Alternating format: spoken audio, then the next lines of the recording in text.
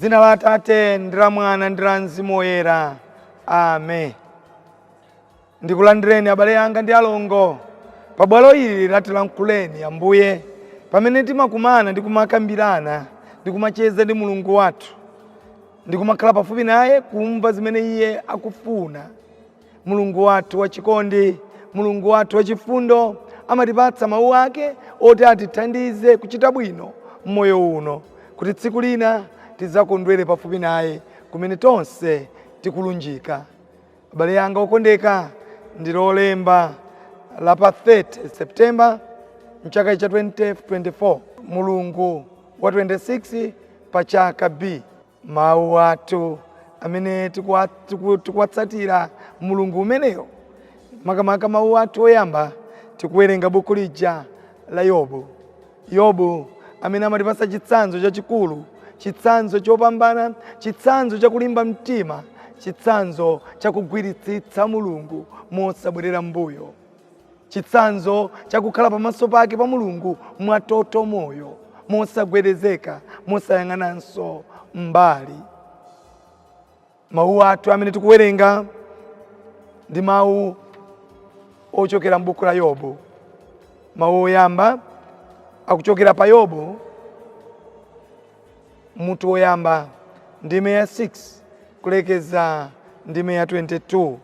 Amene akutiwerengera mawu oyamba ndi Mona Lisa Mpachika wa Holy Childhood, utumiki wa ana, kuchokera ku St. Louis Montfort Parish, Balaka, mu Diocese ya Mangochi. Utenga wathu wa tsiku la lero ukuchokera pa Luka mutu wa 9 kuyambira ndime ya 46 kulekeza ndime ya 50.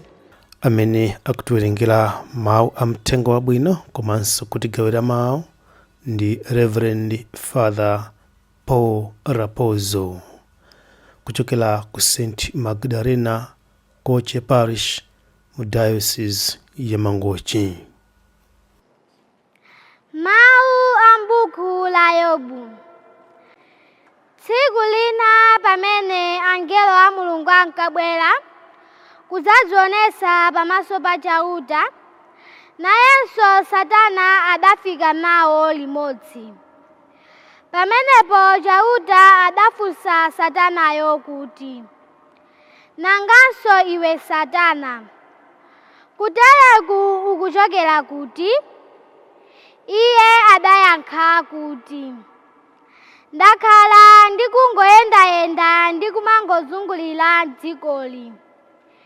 Chauta adamufunsanso kuti, "Kodi wazindikirapo mtumiki wanga Yobu, kuti safanana ndi wina aliyense pa dziko lapansi?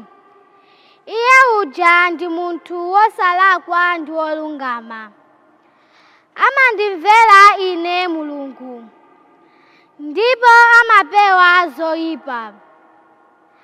Satana adafunsa Chauta kuti, "Kani mwayesa Yobu uja amangokumverani pachabe? Suja inu mwakhala mukumteteza posepose iye uja, pamodzi ndi banja lake ndi zinthu zake zonse zimene ali nazo. Mudamdalitsanso pa ntchito zimene amachita, ndipo chuma chake nchochuluka kwambiri m'dzikomo. Koma tsopano tangoyesani kumchotsera zonse zimene ali nazo. Muona adzakutukwanirani pamaso." Chauta adawuza Satana kuti, "Chabwino, zonse zimene Yobu ali nazo ndaziyika m'manja mwako, koma iye yekhayo usamkhudze." Pamenepo Satanayo adachoka kumsiya Chauta. Tsiku lina ana aamuna ndi ana akazi a Yobu ankachita phwando m'nyumba mwa mkulu wawo. Ndiye kudafika wamthenga kwa Yobu kudzamuwuza kuti, ng'ombe zinali kulima, ndipo abulu anali kudya pafupi pomwepo.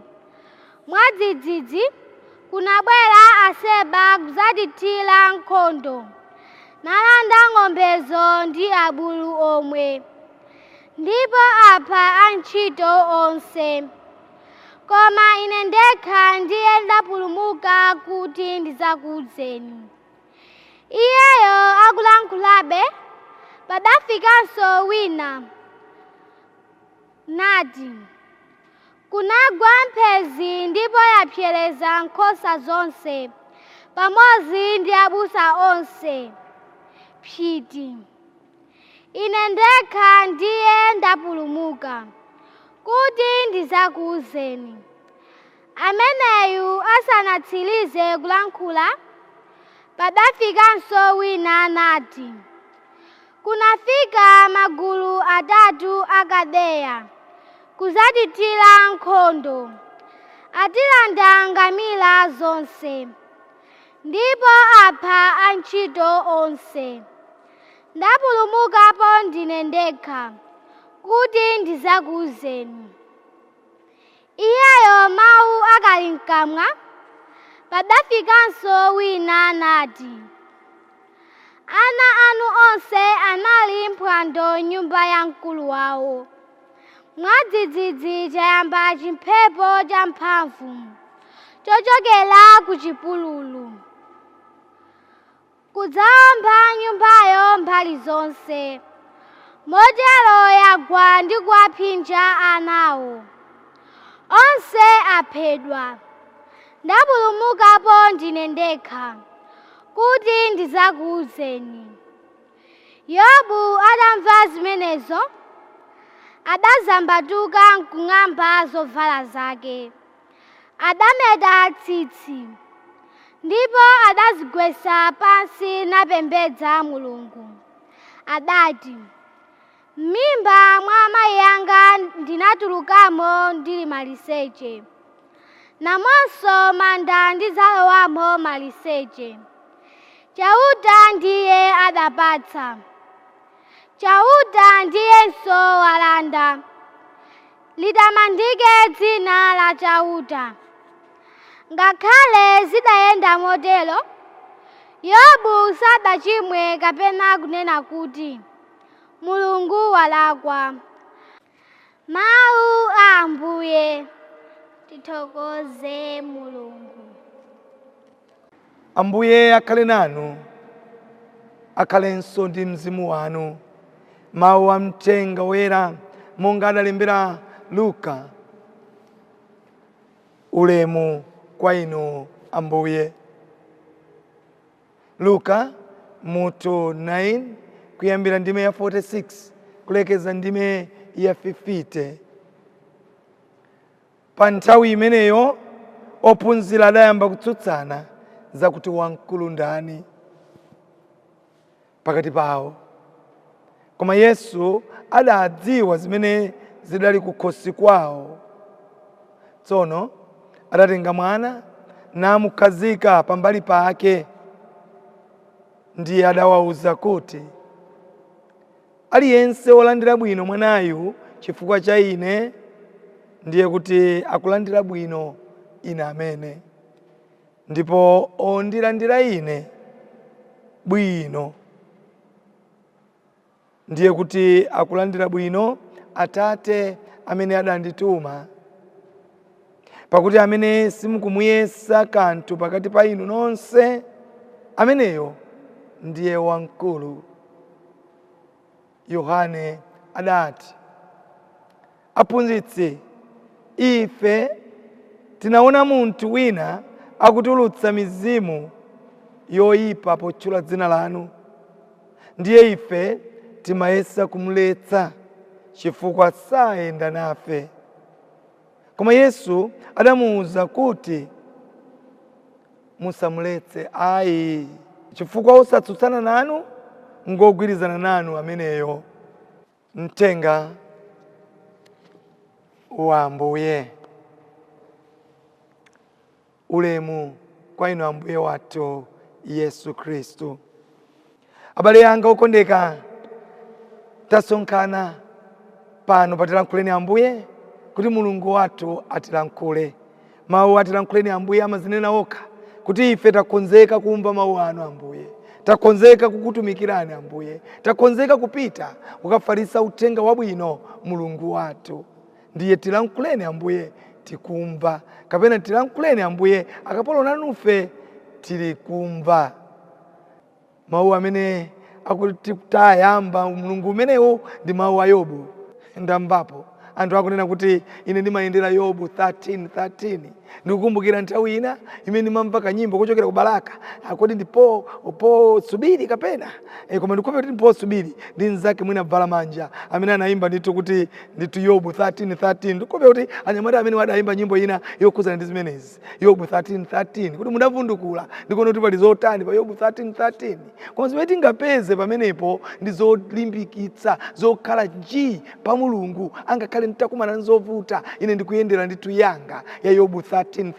Ina amanena kuti payere kazitani ine ndili nga pamaso pa Mulungu, pamaso pa chauta, sindibwereranso mbuyo.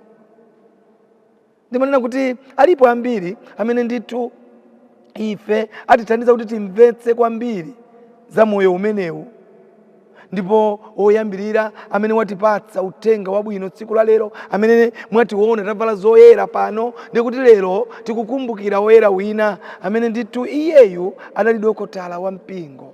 Adabadwa mu chaka cha 347 na amwalira ndithu mchaka cha 420. Adabadwa ku Stridon ku Croatia. Anali wansembe, ndiye Jerome. Lero Jerome ndi amene tikumkumbukira mawu athu onse, komanso mpingo onse wa Katolika ukumkumbukira ameneyo, amene adachita bwino, amene adayesetsa kusiya zonse ndi kutsata Mulungu mwatoto moyo. Ndipo iyeyu ndithu adali ndithu ophunzira wake wa Gregory, Saint Gregory. Ndipo adaphunzira za malembo oyera a Mulungu, amalemba mawu, ndipo iyeyu amaphunzitsa chiphunzitso cha mpingo ngati mmene achitira aphunzitsi akalasi. Aphunzitsi akalasi inu ndinu anthu amene muli ndi udindo ophunzitsa ziphunzitso za mpingo, kuwapatsa anthu amene sakuzindikira kuti amuzindikire Mulungu. Jerome oyera lero atipempherere, lero atipempherere kwa Mulungu kuti nafenso tiite kuchita bwino ndi kukhala pamaso pake pa Mulungu. Koma koposaposa mawu ake a Yobu, mawu ake a Yobu olimbitsa mtima. Yobu amene adali pamenepo kuti akhale ndithu ationetse kuti tikachita bwino, tikabwerera, tikapanda kugonjera zinthu za pa dziko lapansi pano, tidzapambana. Ndipo tikapambana tikalandira ufumu, tikakhala nawo mu ufumu wa Mulungu. Moyo wa Chikhristu umayenda ndi chikhulupiriro ndithu, ndipo mkati mwa chikhulupiriro mumakhala zovuta. Palibe amene sanaonepo zovuta, kaya m'mabanja, kaya ndikwina kulikonse anthu amakumana ndi zovuta zosiyana-siyana. Koma tiyenera kukhala nacho chikhulupiriro, ngalileka Mulungu, kumkwengwejera Mulungu, kumkamula Mulungu, kuyenda najo Mulungu, ndi kuti kuyenda naye Mulungu mopanda kubwerera mbuyo. Analipo mkulu ameneyu dzina lake Yobu. Abale anga okondeka, mawu kapena uthenga wa Yobu kapena ndithu zolankhula za Yobu ife tikuzidziwa ambiri. Ife tamutsata Yobu ambiri, ife mwamuwerenga Yobu ambiri inu. Kodi mwachita ngati Yobu? Kodi mwakhalapo ngati Yobu? Kodi mwakhulupirika ngati Yobu? Yobu adadalitsidwa ndi Mulungu chifukwa adali nacho chikhulupiriro cholimba. He had a very strong faith, okhulupirika pamaso pake pa Mulungu. Komatu Yobu sizinangodutsayi, Satana adanzungulira. Moyo wathu uno tikamachita bwino, tikamayenda bwino, Satananso amatizungulira, Satananso amatitsata. Satana akuti adatulukira pamaso pake pa Mulungu. Inu zimene zachitika apa akuti zodabwitsa kwambiri. Akuti anjelo amapita kukazionetsa kwa Mulungu mawu athu amene tawamvera, akuti amakazionetsa kwa Mulungu. Chifukwa anjelo tikuwadziwa ndi aja amene amakhala pafupi ndi Mulungu, amazionetsa pamaso pake pa Mulungu. Ine ndikupe kuti mwina amakapereka malipoti kwa Mulungu kuti Ambuye tutayenda, takumana ndi Alapozo, takumana ndi John, takumana ndi Felix, takumana ndi Stefano, onsewa ndikumamuuza Mulungu kuti zochita zawo akuchita zotere tuko. Ndamakampatsa mwina mwake malipoti Mulungu ukazionetsera kwa Bwana, kwa Mulungu, kwa Tate, kwa Namalenga. Ndakunena kuti akuti na Yesu Satana analowerera mgulumo na akhala mgulumo limodzi ndi anjelowa ukaunikira kwa Mulungu. Satana was there before God together with the angels. Abalanga ukondeka, Satana tili naye mwambirimbiri. Satana amayenda nafe, Satana amatitsata. Taona anitu mpaka na pamaso pa Mulungu, anjelo akapereka ripoti, anjelo akazionetsa kwa Mulungu, Satana anso ali pompo. Tili naye mbanja mwatu Satana. Kuteka kuti muli mbanja mwatu a Satana osiyana-siyana. Tili nawo mgulu la abale atu, anasi atu, abwenzi atu, tili naye Satana amataka kukhala pakati patu. Nchifukwa timapezeka kuti nthawi zina manena kuti anasi ndi nkhondo. Chifukwa nthawi zina munthu amene umamkonda, munthu amene umamfunira zabwino, munthu amene umamuchitira zabwino ndi amene amakukhalira kuseri, namakunena, namakujera, namakupanga miseche zimene zinzochitika nditu. Satana amakhala pakati patu. Kuli madamage akali muzinchito, madamage abwana mukakhulupirira amenewo, Mungu ndati kwakhulupirira amenewo, amenewo ndi akuba ulokwawo mbiri inamveka kuti amabanga kali kwa mfumu, amabanga kali nditu ku polisi. Mwakhulupirirawa mukwatira ameneyu, mkazi ameneyu mukunziwa. Abale muzifunsa awatu anapangatu akuti anayimba kuyenda anali amakhala mabala ku Blantyre, amakhala mabala ku Lilongwe, kumpangira munthu zoyipa, kupanga damage. Satana akupanga damage Yobu pamaso pake pa Mulungu. Ndipo Mulungu akumulola, pita ukaone, ukachite zimene ungachite, koma usakamukuze. Ndi ukondeka wanga, tione kuti chikope chake chili pati. Abale yanga ukondeka, Mulungu atapereka credit kwa Yobu, akumpatsa kuti Satana amuyese. Tili nayo nthawi imene timayesedwa ndi Satana. Tili nayo nthawi imene timalepera kupita mtsogolo chifukwa cha zimene zikutichitikira mmoyo uno. Kuti uyese ichi, kuyesa business iyi, kuyesa kuti utere mwina ndipeze banja labwinobwino, kungokhala pang'ono banja lata. Ndichite bwanji, ndipite kapena ndiwonjezere mwina mwake ndipungule ma points, ndi pamene ukupeza no uchulukira. Anapeza 20 akuti ndikaonjeze ndikachepese ma points, akupeza sate chakuti zimachitika pa dziko lapansi. Abale anga ukondeka, nthawi zina umataona kuti Mulungu alipo akundiona, imakhala imene Mulungu afuna aone chikhulupiriro chako. Adamtuma Satana, pita ukamuyese Yobu, ndipo Yobu adayesedwadi. Abale anga, credit atampatsa kale, wakumana ndi akatundu madzi Yobu anali katundu madzi okhulupirika, strong in faith, munthu amene ndithu amachita zonse bwino. Kodi ife tili mgulu lomumvera Mulungu? Tili mgulu loti Mulungu akhoza kukamba za ife lero akhoza kukamba za Bambo Raposo, kuti Bambo Raposo inu muli motere. Kuti lero Mulungu angathe kukamba za inu mayi, Mulungu lero angathe kukamba zabwino za inu, ndikupasani credit lero. Credit ya Mulungu ndiye kuti mukapeza zonse. Credit ya Mulungu ndiye kuti inu yomawoloka kale, Yorodani, mukupita kutsogoloko. Tikhale mmenemo, malonjezo athu anapita kale, amene tidamulonjeza Mulungu.